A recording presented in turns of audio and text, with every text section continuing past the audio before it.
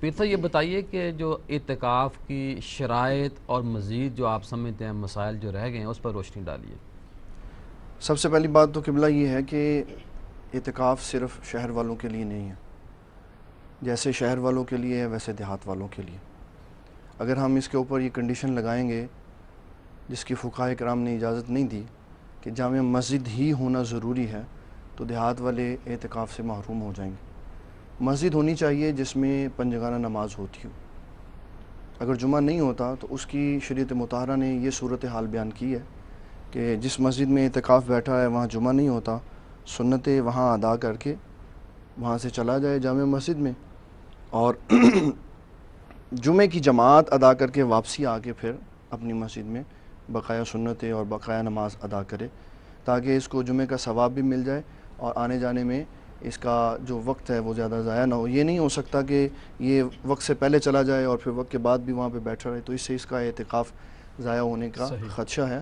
جمعے کی نماز کی ادائیگی کے لیے مسجد بدل کے وہاں جا سکتا ہے، یہ بڑا ضروری ہے۔ افضل پھر جامع مسجد جی، میں افضل جامع مسجد میں بیٹھنا ہے، جی۔ افضل جامع مسجد میں بیٹھنا ہے، لیکن گنجائش ہے کہ جہاں دیہاتوں میں جامع مسجد نہ ہو وہاں اس مسجد میں بھی بیٹھا جا سکتا ہے جس میں اعتکاف ہے، جس میں پنجگانہ نماز ہوتی ہے۔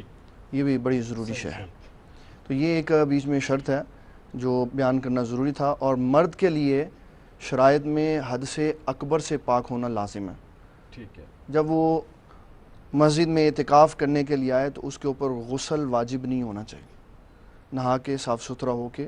اور ہم یہاں اس پینل کے اوپر بیٹھ کر اجتہاد کے پروگرام میں جو اعتکاف آفتاب سے پہلے جی میں اسی طرف آ رہا ہوں، ہم جو اعتکاف بیان کر رہے ہیں یہ اعتکاف سنت موقدہ علی الکفایہ ہے۔ احادیث میں اگرچہ ایک لمحے کے اعتکاف کا بھی ذکر ہے، لیکن وہ سنت موقدہ علی الکفایہ نہیں ہے، وہ نفلی اعتکاف ہے۔ نفلی اعتکاف کے لیے کہا کہ جب مسجد میں آئے نیت کر لے، جب مسجد سے باہر جائے تو اعتکاف خود بخود ختم ہو جائے گا۔ لیکن سنت موقدہ علی الکفایہ جو نبی صلی اللہ علیہ وسلم نے رمضان المبارک کے آخری عشرے میں رکھا، اس میں ایک بات کرنی بڑی لازمی سمجھتا ہوں۔ حضور صلی اللہ علیہ وسلم نے رمضان کے پہلے عشرے میں اعتکاف کیا، نبی صلی اللہ علیہ وسلم نے دوسرے عشرے میں اعتکاف کیا، نبی صلی اللہ علیہ وسلم نے تیسرے عشرے میں اعتکاف کیا، نبی صلی اللہ علیہ وسلم نے شوال المکرم کے پہلے عشرے میں بھی اعتکاف کیا۔ آپ نے ان چاروں میں اعتکاف کیا، لیکن امت کے لیے جو مسنون اعتکاف کا طریقہ کار دیا وہ آخری عشرہ ہے۔ جی۔